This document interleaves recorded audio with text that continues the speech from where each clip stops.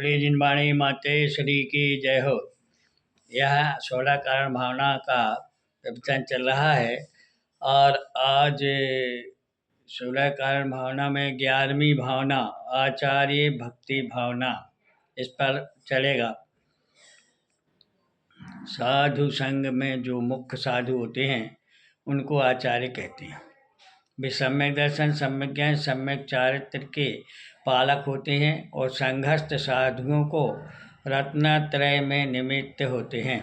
वे विशेष गुणाढ्य होते हैं। आचार्यों के प्रति पूर्ण श्रद्धा भाव से भक्ति करना तथा विशुद्ध भावों से गुण अनुराग पूर्वक आचार्य परमेष्ठी का गुणगान करना, इसको आचार्य भक्ति कहते हैं। अहो संग नायक आचार्य विज्ञानी ध्यानी, स्वयं आचरण करें कराएं सबको शिवधानी। उनकी चरण शरण से हो निर्दोष चरण सुखमय, बढ़ती जावे बीत लागता पाऊं पद अक्षय। अब यहाँ एक प्रश्न होता है कि आचार्य परमेष्ठी किसे समझना चाहिए। और समाधान है, जो पंचाचरों का यानी मुनियों के 28 मूल गुणों के साथ निर्दोष पालन करते हों, 3 गुप्तियों को धारण करते हों तथा जो मुनि आदि शिष्यों को शिक्षा दीक्षा देते हों, उन्हें आचार्य परमेष्ठी समझना चाहिए। ये आचार्य 12 तप, 60 आवश्यक, पंचाचार, 10 धर्म और 3 गुप्तियों ऐसे 36 गुणों के धारक होते हैं। आचार्य के 12 तप कौन से हैं? अनशन, अवमोदर्य, व्रत परिसंख्यान, रस परित्याग, विविक्त शय्यासन, काय क्लेश, प्राश्चित, विनय, भय्याव्रत, स्वाध्याय, विसर्ग और ध्यान। अब 60 आवश्यक किन्हें कहती हैं? तो सामायिक, स्तुति, वंदना, प्रतिक्रमण, प्रत्याख्यान और कायोत्सर्ग, ये 60 आवश्यक कहलाते हैं।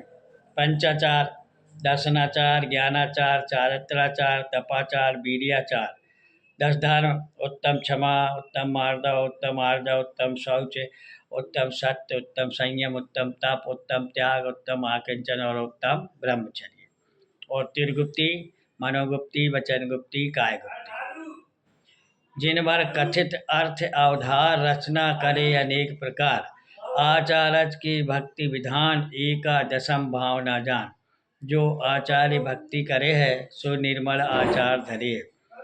आचार्य के अन्य 8 गुण होते हैं जिनको धारण करने वाले ही आचार्य कहलाते हैं। आचारवान होना, आधारवान होना, व्यवहारवान होना और प्रकर्ता, अपायोपाय विदर्शी, अवीड़क, अपरिश्रावी, निर्यापक, ये 8 अन्य गुण आचार्यों के पाए जाते हैं। अब इन गुणों का विशेषण अलग अलग विस्तृत रूप से करते हैं। किसे कहते हैं? जैसे आचार्यवान किसे कहते हैं? जो 5 आचारों को धारण करता है उसे आचार्यवान कहते हैं, जिसमें दर्शनाचार, सर्वज्ञ भगवान के द्वारा बताए जीव आदि 7 तत्वों के रूप को सम्यक रूप परिणति में पूर्ण श्रद्धावान होना दर्शनाचार है।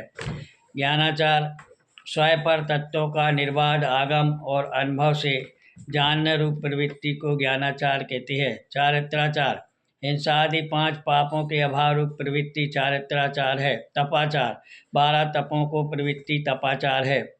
वीर्याचार, परिचय आदि आने पर अपनी शक्ति को नहीं छिपाकर धीरता पूर्वक प्रवृत्ति करना, वह वीर्याचार है। आधारवान, जिनेन्द्र भगवान के द्वारा कहा गया चारों अनुयोगों रूप धर्म का आधार हो, स्यादवाद विद्या का पारगामी हो, शब्द विद्या, न्याय विद्या, सिद्धांत विद्या का पारगामी हो, प्रमाण न्याय निक्षेप द्वारा व स्वानुभव के द्वारा भली प्रकार से जिसने तत्वों का निर्णय किया हो, वो आधारवान है। अब व्यवहारवान किसे कहते हैं? आचार्य को व्यवहार में प्रायश्चित शास्त्र का ज्ञाता होना चाहिए। बहुत समय का दीक्षित है या नवीन दीक्षित है, ऐसे सहनशील या कायर है, बाल युवा है, वृद्ध है अथवा अवस्था ये देखना चाहिए। आगम का ज्ञाता है या मंद बुद्धि है, पुरुषार्थी है या मंद उद्यमी है, इत्यादि का ज्ञाता होकर प्रायश्चित देना चाहिए। दोष रूप आचरण जिस प्रकार फिर ना करे तथा पूर्व से किए दोषों दूर हो जाए, उस प्रकार शास्त्र के अनुकूल प्रायश्चित देना चाहिए। इस प्रकार आचार्य को व्यवहार ज्ञान होना भी अति आवश्यक है। प्राकर्तता आचार्य स्वयं प्रमादी हो तो सकल संग वात्सल्य रहित हो जाए, इसलिए आचार्य का कर्तव्य गुण मुख्य है। समस्त संग की वैयावृत्ति करने की जिम्मेदारी क्षमता हो वही आचार्य होता है, इसलिए आचार्य का प्रकर्ता गुण प्रधान होना चाहिए। अपायोपाय विदर्शी यदि कोई साधु क्षुधा तृषा रोग वेदना से पीड़ित होकर लज्जा से या भय से यथावत आलोचना नहीं करे, रत्नात्रय में उत्साह रहित हो जाए, धर्म से शिथिल हो जाए, तब उसे निम्नलिखित उपदेश देकर समझाए।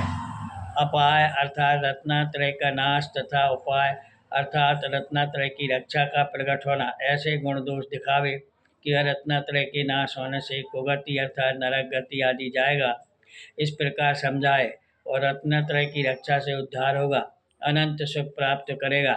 इस प्रकार संघर्ष साधुओं को उपदेश द्वारा समझाने की सामर्थ्य जिसमें हो वही अपायोपाय विदर्शी नाम के धारक आचार्य होते हैं।